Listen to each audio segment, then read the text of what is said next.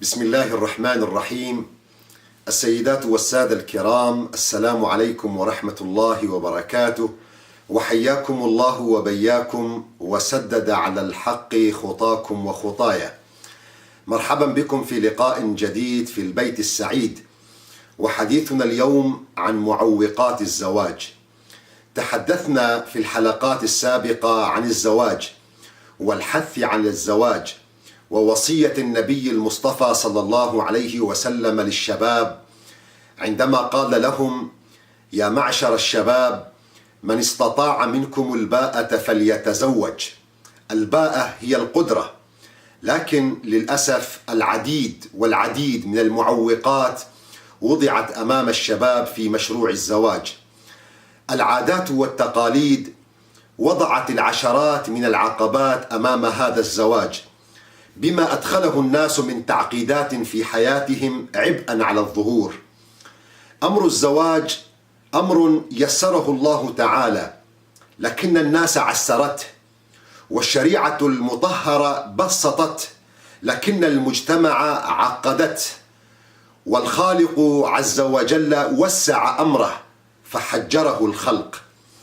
أعداد كبيرة نعرفهم وتعرفونهم من الشباب والبنات في سن الزواج ولا يستطيعون الزواج والحلال بسبب معوقات الزواج ومشاكل نحن من خلقناها، معوقات مادية أو معوقات اجتماعية أو نفسية، وتركنا الطريق ميسورا أمام الحرام.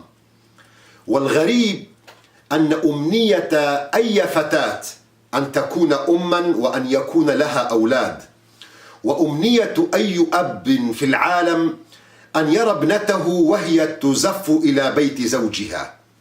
لكن الأغرب أنه عندما يطرق بابهم شاب لخطبة بناتهم، تراهم يضعون العشرات من التعقيدات والعوائق، من المهر الكاسر للظهور أو التكاليف التي ترافق الأعراس من الملبس والصالة والضيافة ومحيي حفل الزواج وغيرها الكثير من التكاليف. لو بدأنا بالمهر، هو شرط لصحة عقد النكاح أو الزواج، وهو عبارة عن التزام الرجل وتعبير رمزي من قبل الرجل للمرأة التي سيتزوجها. يقول ربنا سبحانه وتعالى: وآتوا النساء صدقاتهن نحلة، أي هدية. المهر عبارة عن هدية رمزية يقدمها الشاب للفتاة، يعبر لها عن تقديره واحترامه وتقديره للميثاق الغليظ الذي سيؤخذ عليه. ولم يحدد الإسلام مقدارا معينا لهذا المهر، وهو الذي ذهب إليه السادة الشافعية والحنابلة والإمامية، بخلاف الأحناف الذين وضعوا حدا أقلا للمهر وهو 10 دراهم، بينما ذهبت المالكية في مذهبهم إلى أقل المهر هو 3 دراهم. لكن الناس أصبحوا ينظرون إلى تزويج بناتهم نظرة مادية بحتة، كما ينظر التاجر إلى سلعته التجارية التي يتوخى منها الربح العظيم والمكاسب الكثيرة، دون التعرف إلى القيم الأخلاقية أو الاعتبارات الدينية التي بها يتيسر سبل الزواج وتؤسس دعائم الأسر. فالأب الذي عنده فتاة أوتيت حظا من الجمال، أو توظفت في وظيفة، أو نالت حظا من الشهادة والتعليم، يمتلكه نشوة الإعزاز وتتراكبه حماقات العجب والغرور. فحين يتقدم خاطب لخطبة ابنته، فإن رضي أن يكلمه بلهجة المستعلي والمستكبر، وإن وافق على زواجه طلب منه المهر والتكاليف ما يثقل كاهل الخاطب وينوء عن حمله، فضلا عن دفعه وتقديمه. وقلما يتحقق مع هؤلاء النمط من الناس التفاهم أو يتم مع هؤلاء النماذج من الآباء الزواج، اللهم إلا إذا تنازل الخاطب عن شخصيته وحمل نفسه فوق طاقته، فعندئذ يخضع لكل أمر ويستجيب لكل مطلب. ومجتمعنا للأسف أيضا لا يرحم، فلو سهل الأب والفتاة أمر الزواج قال الناس انظروا أكيد فيها مصيبة، يريد أن يتخلص من الفتاة والبنت. وإن طلب الرجل المبالغ الكبيرة لتأمين ابنته كما يزعم، وخصوصا في زمن تساهل الشباب في مسألة الطلاق، لقال الشاب خلي بنتك عندك، خليها بجنبك تتخلل، ولنرى من يريدها أو يتزوجها. لأمثال هؤلاء الآباء والعوائل نريد أن نقول لهم اتقوا الله، فإنكم ظالمون ومستبدون وأنانيون وبعيدون عن منهج الإسلام وعن سنة المصطفى عليه الصلاة والسلام. بتعقيداتكم تسببتم في حرمان الكثير من الشباب والفتيات من السكن والراحة النفسية والطمأنينة والولد، وهي مخالفة لهدي خير الأنام محمد عليه الصلاة والسلام. في صحيح الإمام مسلم جاء رجل إلى النبي صلى الله عليه وسلم يسأله، يطلبه مساعدة مالية، فقال إني تزوجت من الأنصار، أي من جماعة الأنصار الذين هم أهل المدينة، المهاجرون هم الذين خرجوا من مكة مهاجرين مع النبي صلى الله عليه وسلم. فالرجل يأتي إلى النبي صلى الله عليه وسلم يطلب المساعدة لأنه خطب فتاة من الأنصار، إني تزوجت امرأة من الأنصار.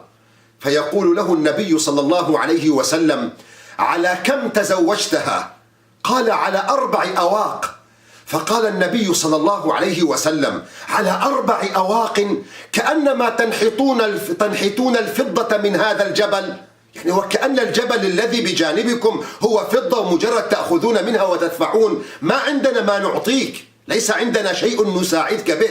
فالأمر مستغرب.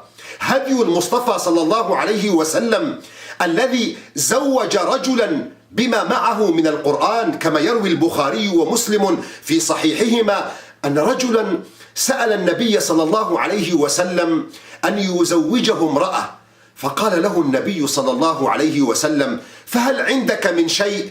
فقال لا والله يا رسول الله. فقال له النبي صلى الله عليه وسلم اذهب إلى أهلك فانظر هل تجد شيئا، أي خذ بالأسباب، لا نكتفي بمجرد القول، خذ بالأسباب وابحث هل تجد من شيء. فذهب الرجل ثم رجع إلى النبي صلى الله عليه وسلم فقال لا والله ما وجدت شيئا يا رسول الله. فقال له النبي صلى الله عليه وسلم انظر ولو خاتما من حديد، في رواية التمس ولو خاتما من حديد. فذهب ثم عاد إلى النبي صلى الله عليه وسلم فقال لا والله يا رسول الله ولا خاتما من حديد، يعني حتى الخاتم من حديد ما وجدته، لا والله يا رسول الله ولا خاتما من حديد ولكن إزاري، هذا الثوب الذي عليه. فقال له النبي صلى الله عليه وسلم وما شأنها بإزارك؟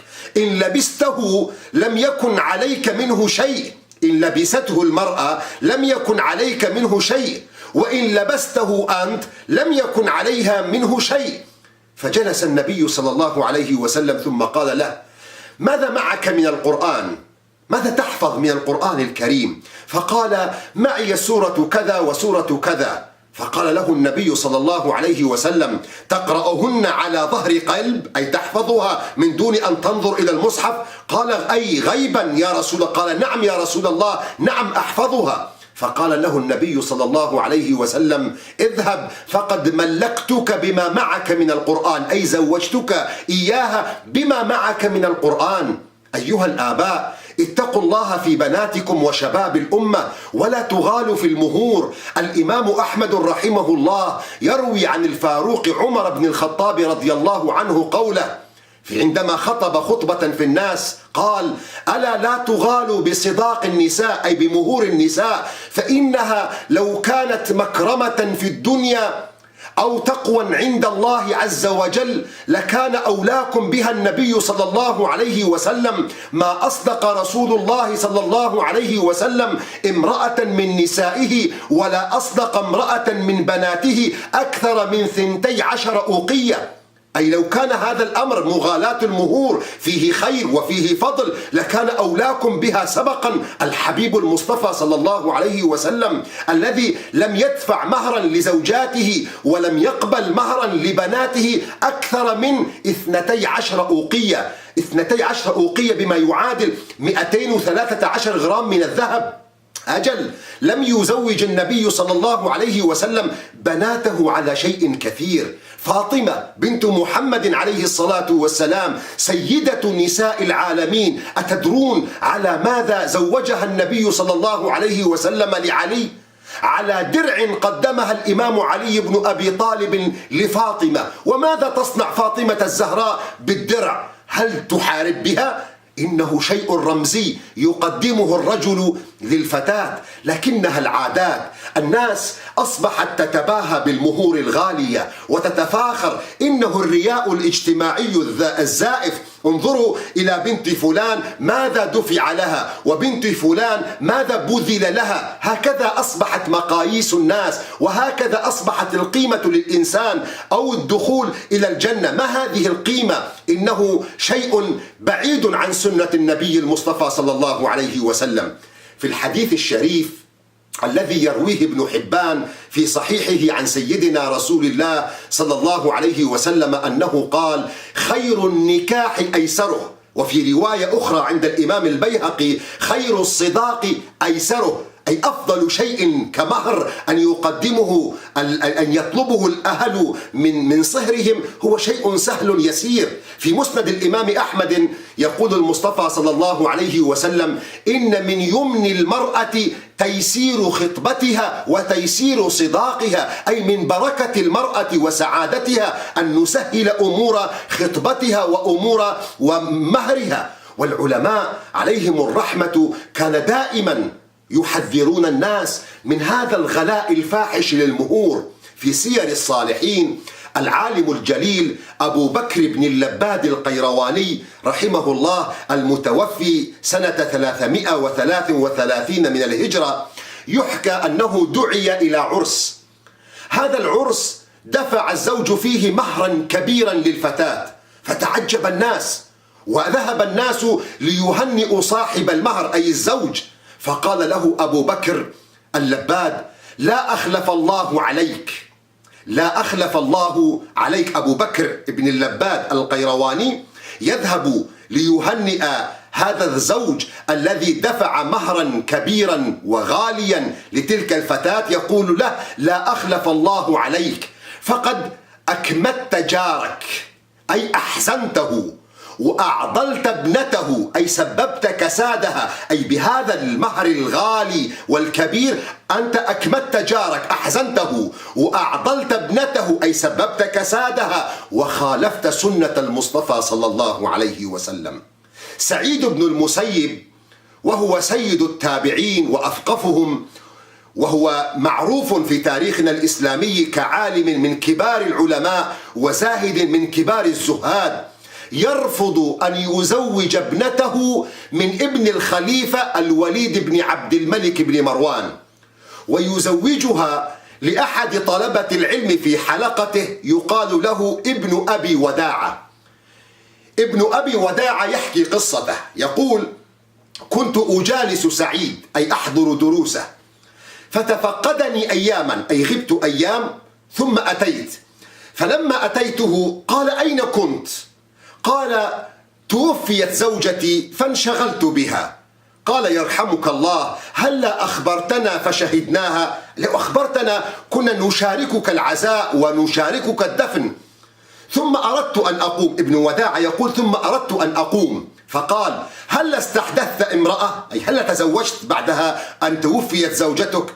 فقلت: يرحمك الله، ومن يزوجني وما أملك سوى درهمين أو 3، أنا ما معي شيء، أنا رجل فقير بسيط، الناس تطلب المهور وأنا ليس معي هذه الأموال. ومن يزوجني وما أملك سوى درهما أو درهمين. فقال أنا. سعيد يقول لطالبي أنا. فقلت أو تفعل؟ أي أنت صادق في كلامك؟ أنت تزوجني فتاتك من دون شيء؟ قال نعم. ثم حمد الله وصلى على النبي صلى الله عليه وسلم وزوجني ابنته على درهمين.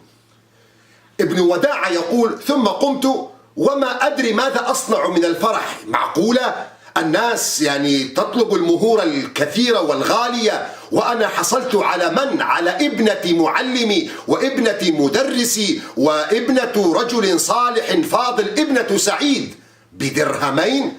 لا أكاد أصدق. أنا ماذا أصنع من الفرح؟ يقول فسرت إلى منزلي وجعلت أفكر ممن أستدين، من أين آتي بالدرهمين الذي أصدقتهما لابنة سعيد.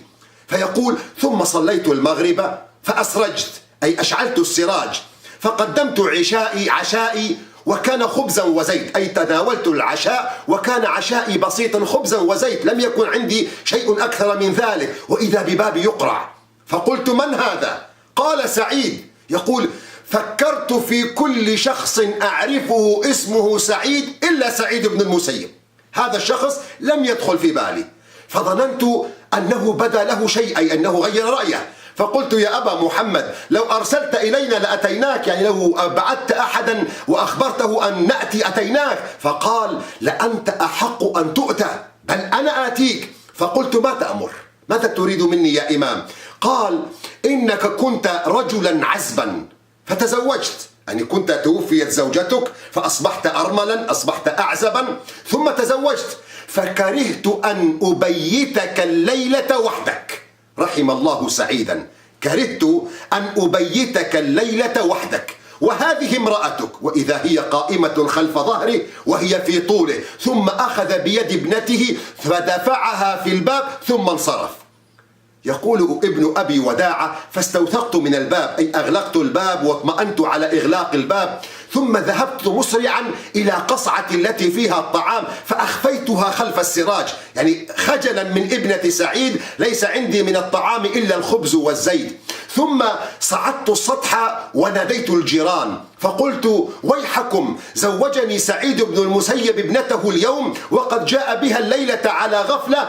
قالوا أو سعيد زوجك ابنته؟ قلت نعم. فنزلوا إليها ثم بلغ ذلك أمي فجاءت وقال وجهي على وجهك حرام إن مسستها قبل أن أصلحها لك إلى 3، أي لا تقربها حتى أجهزها لك عروسا بعد 3 أيام. فأقمت 3 أيام ثم دخلت بها فإذا هي أجمل النساء وأحفظ الناس لكتاب الله وأعلمهم بسنة رسول الله وأعرفهم بحق الزوج، إنها ابنة سعيد. يقول ابن أبي وداعة فمكثت شهرا عريس، فمكثت شهرا لا آتي سعيدا ولا يأتيني، لم أذهب إلى درس سعيد.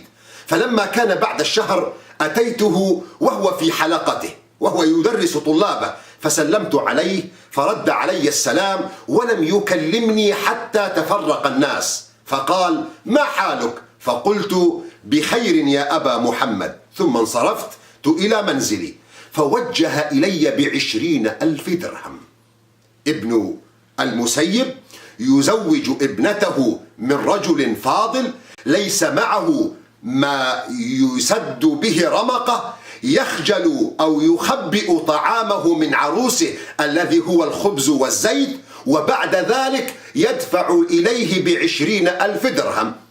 أعتقد أن الشباب الآن يقولون وأين لنا بمثل السعيد بن المسيب يا شيخ، لو كان لنا مثل هذا الرجل فكلنا جاهزون للزواج. هذه مسؤوليتكم أيها الآباء، أن تبحثوا لبناتكم عن أناس فضلاء يحفظون لكم بناتكم، وأن تسهلوا أمر تزويجهن، وأن لا تغالوا بالمهور. هذا شكل من أشكال تعقيدات الناس لأمور الزواج. إن أحيانا الله إلى غد سنكمل في تعقيدات أخرى، ومن أهمها التكاليف التي ترافق. ربما أحد الآباء يقول أنا لا أطلب مهرا، خذها هي يعني كما هي العادة عند بعض الناس، هي ابنتك خذها كما تريد، لكن لابد أن تكون الصالة كذا، ولا بد أن يكون الملبس كذا، ولا بد أن يكون شكل العرس كذا. هذه الأمور وهذه النوع الآخر من التعقيدات سيكون موضوع حديثنا غدا إن شاء الله، إن أحيانا الله عز وجل. والسلام عليكم ورحمة الله وبركاته.